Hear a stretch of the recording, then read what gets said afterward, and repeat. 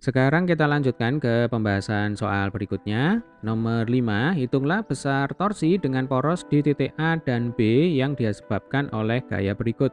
Diketahui tangen alfa 3/4 dan tangen beta sama dengan 3/4. Ya, ini kalau kita cek gambarnya berarti ada 4 gaya ya, Dek ya, yang bekerja pada batang AB. Nah, kemudian di sini alfanya 37 derajat, betanya 37 derajat ya.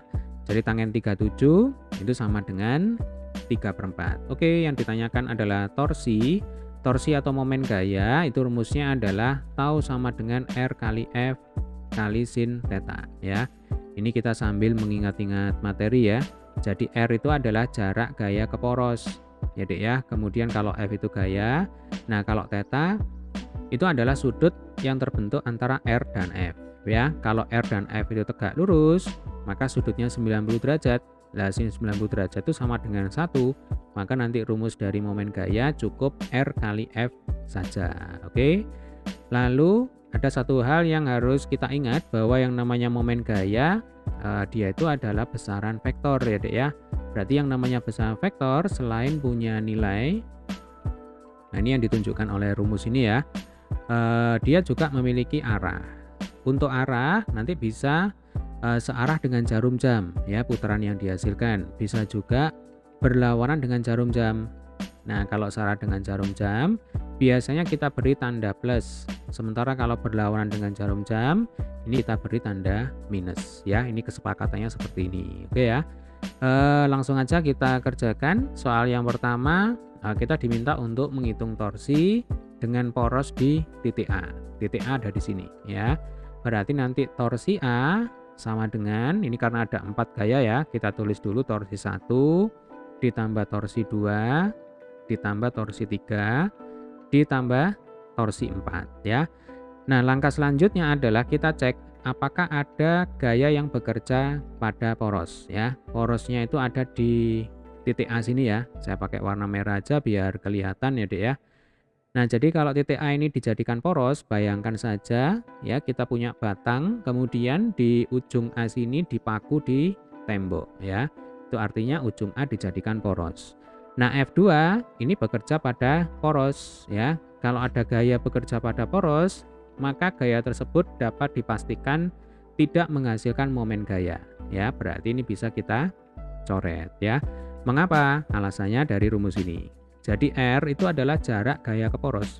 Nah, kalau ada gaya bekerja di poros berarti jaraknya sama dengan 0. Kalau 0 kali bilangan berapapun ya hasilnya sama dengan 0. Jelas ya? Berarti nanti torsi 2 ini bisa kita coret ya. Berarti torsi A sama dengan torsi 1 ditambah torsi 3 ditambah torsi 4. Nah, langkah selanjutnya adalah kita cek arah perputarannya. Ya, sekali lagi acuannya di sini adalah poros di titik A. Oke. Untuk F1 ya, kalau saya punya batang dipaku di titik A, kemudian saya tarik gaya ke atas, arahnya seperti F1 ya, ke atas. Nah, maka kalau kita bayangkan batang ini akan berputar ya. Dia akan berputar berlawanan dengan jarum jam ya, karena dipaku di titik A. Demikian juga F4. Ini akan menyebabkan batang akan cenderung berputar berlawanan dengan jarum jam ya. Berarti nanti tandanya adalah minus. Nah, ini adalah momen gaya yang dihasilkan oleh F1 dan F4 ya. Kita pelan-pelan saja ya, Dek ya. Sementara F3, nah yang mana F3 ini ya, dia akan menghasilkan perputaran searah dengan jarum jam ya. Berarti nanti tandanya di sini adalah plus. Nah, kalau sudah seperti ini tinggal kita kembalikan ke persamaan semula ya.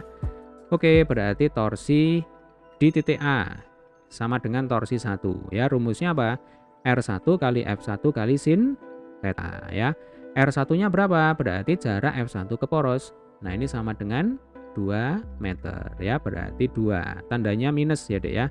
Supaya nggak lupa ini harus kita tulis dulu di awal. Jadi ini minus 2 kali 30 kali sin 90 ya. Jadi theta itu kan sudut yang terbentuk antara F dan R. Nah, ini terlihat siku-siku ya, Dek ya. Kalau siku-siku berarti sin 90. Nah, sin 90 sama dengan 1 ya sudah, berarti di sini dikalikan dengan 1 atau tidak perlu kita tulis sebenarnya ya. Karena bilangan berapapun kali 1 ya adalah bilangan itu sendiri ya.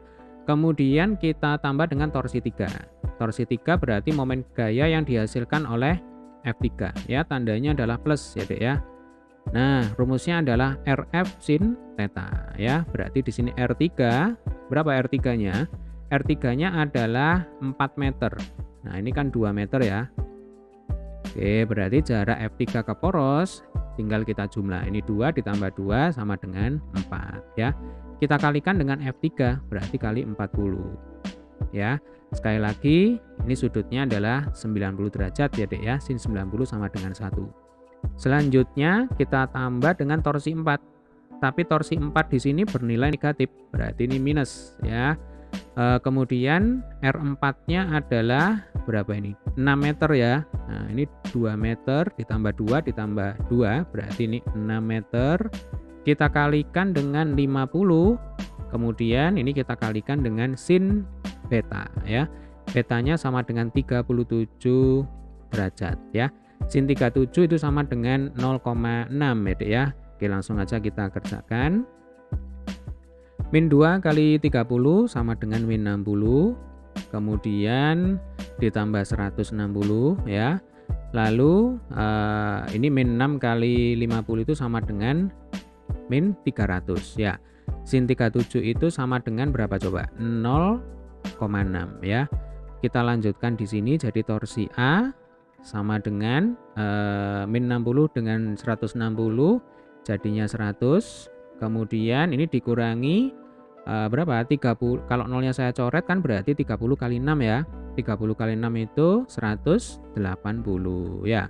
Berarti 100 dikurangi 180 sama dengan minus 80, satuannya adalah Newton meter. Loh kok minus? Ya nggak apa-apa, artinya ketika saya punya batang di poros di titik A, kemudian ada gaya F1, F2, F3, dan F4 semacam ini, maka nanti hasil akhirnya adalah batang ini berputar berlawanan dengan jarum jam ya, sesuai dengan kesepakatan semula. Jadi kalau ditanya berapakah besarnya momen gaya pada poros di titik A ya, jawabannya adalah 80 Newton meter. Kemudian arahnya adalah berlawanan dengan jarum jam ya, berlawanan jarum jam. Oke, ini karena minus. Sampai sini bisa dipahami ya Dek ya. Oke, kita lanjutkan. Kita akan menghitung torsi dengan poros di titik B. Kita bersihkan dulu. Nah, sekarang porosnya kita pindah ya ke titik B. Jadi di titik B ini kita paku. Nah, ini kita paku di sini. Nah, sekarang kembali lagi kita cek apakah ada gaya yang bekerja pada poros. Nah, itu kita bereskan dulu ya, kita coret dulu maksudnya. F3 ini kan bekerja pada poros ya, berarti ini bisa langsung kita coret karena F3 tidak menghasilkan momen gaya. Apakah ada lagi? Sudah tidak ada ya. Yang bekerja pada poros titik B di sini hanya F3 aja.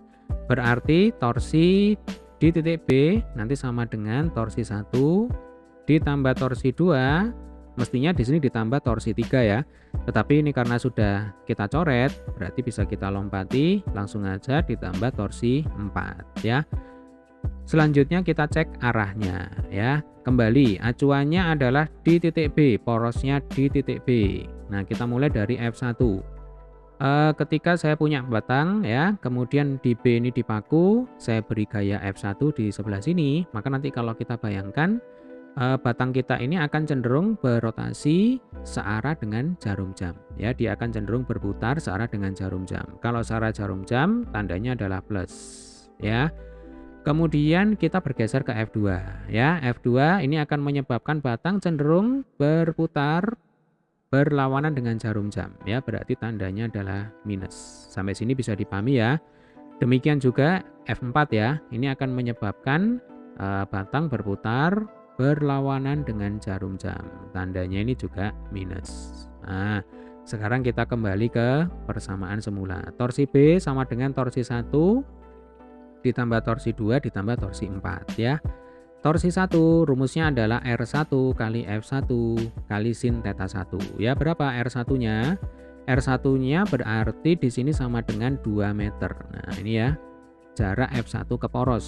Nah, ini 2 meter. Berarti 2 kali 30 kali sin 90 ya. Nah, ini kan tegak lurus ya. Sin 90 sama dengan 1. Berarti 2 kali 30 kali 1 ya.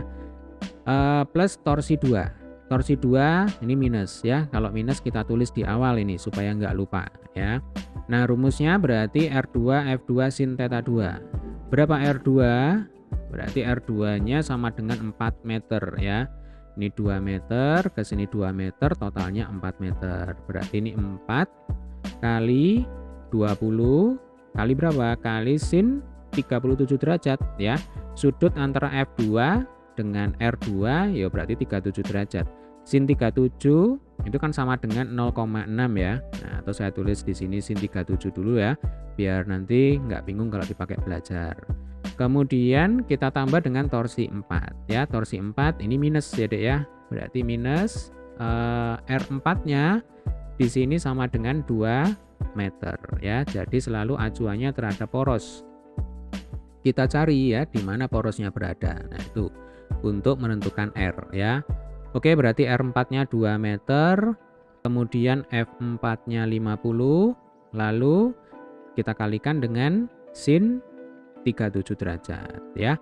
Oke, tinggal matematikanya aja ini ya. 2 kali 30 60, kemudian ini min 80 kali sin 37 itu 0,6 ya.